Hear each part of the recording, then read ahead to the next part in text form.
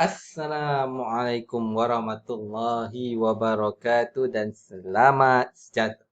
Okey, jadi untuk video kali ini kita akan lihat masih lagi di dalam bab 7 koordinat dan subtopik 7.1 jarak dalam sistem koordinat Cartesian. Okey, kalau macam sebelum ni kita dah belajar macam mana nak cari jarak dalam sistem koordinat Cartesian. So, untuk video kali ini kita akan lihat standard pembelajaran pada muka surat 129 iaitu menyelesaikan masalah yang melibatkan jarak di antara dua titik dalam sistem satah Cartesian. Okey, dalam sistem. Okey. So macam mana? Okey, jadi kita akan lihat penyelesaian masalah.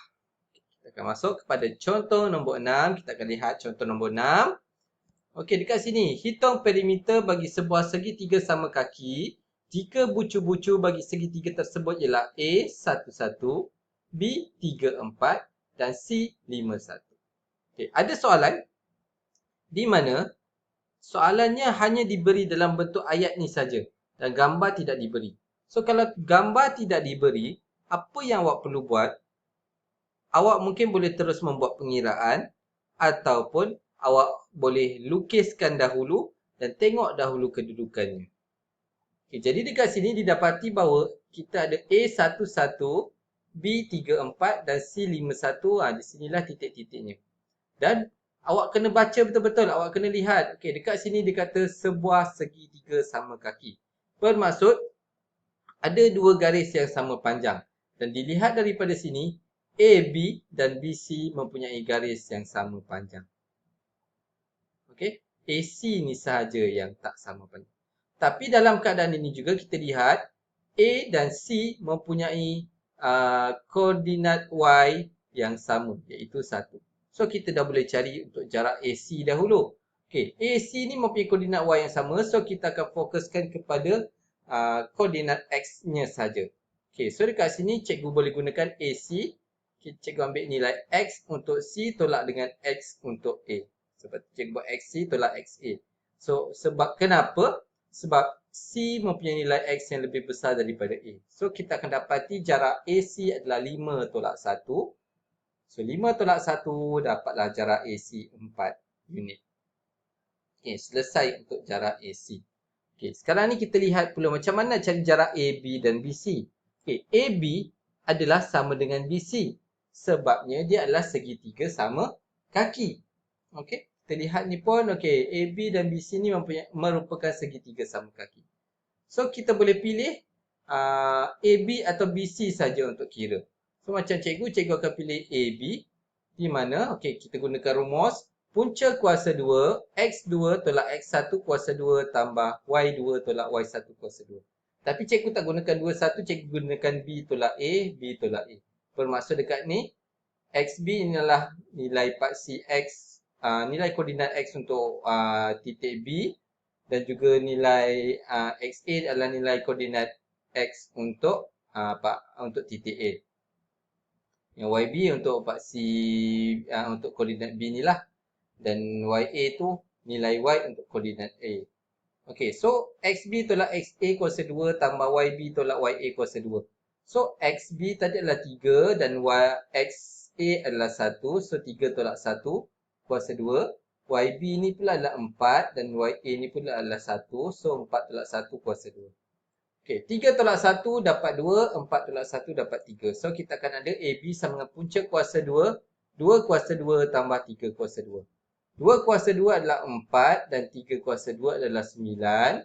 So 4 tambah 9 dapatlah 13. Nak cari nilai AB gunakan kalkulator, tekan punca kuasa 2, 13, tekan sama dengan, maka dapatlah 3.6. Dan ingat sekali lagi, AB adalah sama dengan BC sebab dia adalah segitiga sama kaki. So, AB sama dengan BC. Okey, kita dah ada nilai panjang AB, dah ada panjang BC dan juga panjang AC. Barulah kita boleh cari perimeter ABC. Yang mana AB tambah BC tambah AC. AB ialah 3.6, BC ialah 3.6 dan AC adalah 4. So 3.6 tambah 3.6 tambah 4 dapatlah 11.2 unit. Okey, ingat unit dia adalah unit bukan sentimeter. Okey, selesai contoh 6. Kita lihat kepada contoh 7 pula. Diberi bahawa jarak AB sama dengan 10 unit, hitung nilai V. Jarak ni 10 unit. Kita nak cari nilai V. V ni adalah nilai X untuk titik A. Okay, kalau macam sebelum ni kita nak cari jarak. Tapi sekarang ni kita nak cari nilai X untuk satu titik pula. So macam mana?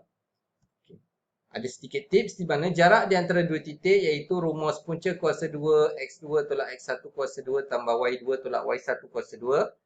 Jarak merupakan ukuran ruang di antara dua titik. Dia sebenarnya adalah ruang di antara dua titik. Okay, so kita teruskan. Okay, masih lagi menggunakan rumus X2 tolak X1 kuasa 2 tambah Y2 tolak Y1 kuasa 2. Tapi cikgu guna XB dan XA, YB dan YA. Okay, so jarak AB ini tadi adalah 10 unit. Dan XB kita adalah 6. XA kita adalah V. YB kita adalah 9. Dan YA kita adalah 3. So, X6 tolak V kuasa 2 tambah 9 tolak 3 kuasa 2. Okey, mula-mula sekali kita kena hapuskan punca kuasa 2 ni dahulu. Sebab dia merangkumi semua yang di bawahnya ni. Iaitu 6 tolak V kuasa 2 tambah 9 tolak 3 kuasa 2 ni dirangkumi oleh punca kuasa 2. Punca kuasa 2 ni lah yang menggabungkan dia. So kita nak kena hapuskan punca kuasa 2 dulu, bawa pergi ke kiri, dia akan jadi kuasa 2. So 10 kuasa 2 sama dengan 6 tolak V kuasa 2 tambah 9 tolak 3 kuasa 2. Okey, dah tak ada punca kuasa 2 dah. Okey, teruskan. Okey, jadi 9 tolak 3 adalah 6.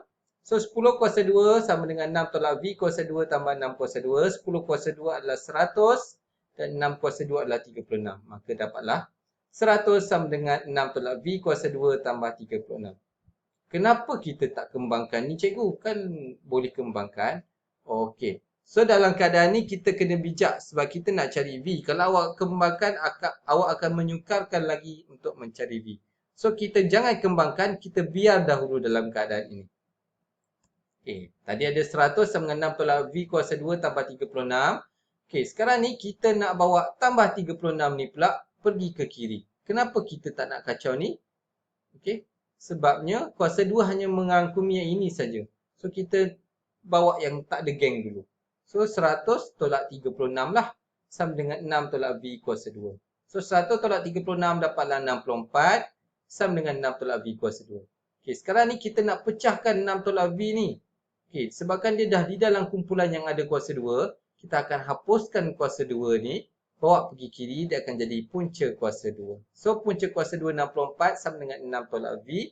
Dan punca kuasa 2 64 adalah 8. Kalau awak tekan kalkulator, awak akan dapatlah 8. So, sama dengan 6 tolak V. Okey, teruskan. 8 sama dengan 6 tolak V.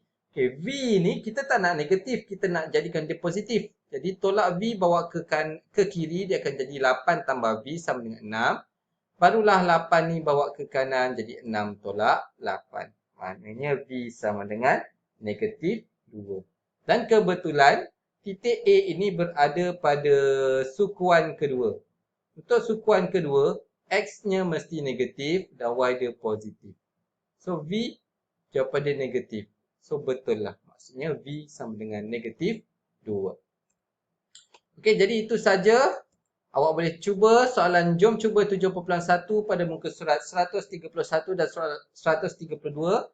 Soalan 4 diberi jarak mengufuk 4 unit dan jarak mencancang 3 unit bagi 2 titik A dan B. Hitung nilai A kecil dan B kecil. So untuk soalan ni jarak mengufuk aja yang iaitu jarak pada melintang 4 unit, jarak menegak dia 3 unit. So daripada jarak-jarak tu awak kena cari nilai B dan A. Untuk semua ni lah. Okey. Pemasuk dekat sini kalau katakan kita ada mencancang B tolak O sama dengan 3 unit. Kalau yang mengufuk A tolak negatif 1 sama dengan 4 unit. So nanti carilah. Okey. So soalan seterusnya soalan 6. Okey, soalan 5 kita dah buat. Kita teruskan dengan soalan 6. Tentukan jarak KL jika K22 dan L berada pada paksi X dengan jarak 7 unit ke kanan dari paksi Y. Okay, kalau macam soalan ni awak tak dapat nak bayangkan, awak cuba lukis dahulu. So K dekat mana dan L berada di mana? Ini L dia ni menipu sikit. Dia kata berada pada paksi X, bermaksud dia ada dekat paksi X. Bila berada pada paksi X, bermaksud Y-nya adalah kosong. Okey, dengan jarak 7 unit ke kanan dari paksi Y. So, paksi Y tu yang menegak tu, okey, 7 unit ke kanan. Adakah dia positif ataupun negatif? Awak tentukan sendiri. Okey, soalan nombor 7. Okey, ingat ke kanan. Ke kanan positif atau negatif. Okey. Soalan nombor 7. Tentukan jarak AB jika masing-masing berada pada paksi Y dengan jarak 5 unit ke atas dan 2 unit ke bawah dari paksi X. Okey. Tentukan jarak AB jika masing-masing berada. Okey, masing-masing berada. Okey, A berada pada paksi Y. Okey, dia berada pada paksi Y tapi 5 unit ke atas. So, positif ke negatif Y-nya? X-nya kena kosong lah sebab dia berada pada paksi Y. Manakala untuk B, 2 unit ke bawah dari paksi X. Okey, dari paksi X, dia berada pada paksi Y. Tapi dia 2 unit ke bawah dari paksi X. So, Y dia masih kosong. So, 2 tu positif atau negatif untuk B. Kalau untuk A tadi, 5 ni positif atau negatif. Okey, nombor 8. Hitung jarak di antara KL jika L berada pada asalan. Okey, asalan apa asalan? Asalan ialah sifar. Dan K berada 3 unit ke kiri dari paksi Y dan 5 unit ke atas dari paksi X. So, 3 unit ke kiri dari paksi Y bermaksud dia punya nilai X lah, positif atau negatif. Dan 5 unit ke atas dari paksi X. So, 5 unit ke atas dari paksi X, positif atau negatif untuk nilai Y ni. Okey, soalan seterusnya, soalan nombor 9, tentukan nilai A dan B berdasarkan maklumat dalam rajah di bawah. So, awak boleh carilah nilai A ni berapa, nilai B ni berapa. Okey, 3 unit dia kata dekat sini. So, kalau melintang ni, kita mesti tengok pada X. So, 5. Yang ni jarak dia 3. So, A dah boleh cari berapa. Untuk Y 2, okey, ni jarak dia 5, dah boleh cari B berapa. Okey, soalan seterusnya nombor 10. Diberi jarak mencancang dari titik V yang terletak di utara titik W ialah 4 unit.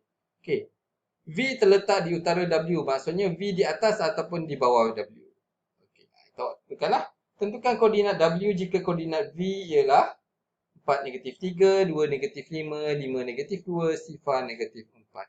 Okay, so kalau kita ada betul-betul mencancang, maksudnya V dan W dia selari dengan paksi Y. So, bermaksud dia akan mempunyai nilai X yang sama. Okey. Okay, soalan nombor 11. Berdasarkan rajah di bawah, hitung perimeter ABCD. Ini awak tak ada cara lain. Awak kena cari dulu jarak AB, BC, CD dan DA. Kemudian barulah boleh tambahkan. Gunakanlah rumus untuk cari jarak ni. Okay, dan akhir sekali soalan nombor 12. Segitiga ABC mempunyai bucu A negatif 2, negatif 1, B negatif 2, 5 dan C 1, negatif 1. Hitung perimeter bagi segitiga itu. Okay, awak boleh lukis dahulu dan kemudian baru awak cari jarak setiap satunya. Awak kena cari jarak untuk tiga-tiga sisi. Sebab apa? Ni dia tak ada bagi clue dan tak ada menyatakan pun bahawa segitiga ni adalah segitiga sama kaki. Macam dalam contoh tadi ada segitiga sama kaki, so kita boleh cari, kita boleh anggapkan satunya samalah. Tapi untuk ini tak boleh. Mungkin dia punya setiap sisinya berbeza. Okay, jadi itu sahaja untuk video kali ini. Selamat mencuba latihan yang diberikan. Kalau ada masalah, boleh kontak cikgu. Tak ada masalah. Okay, sekian. Okay, terima kasih.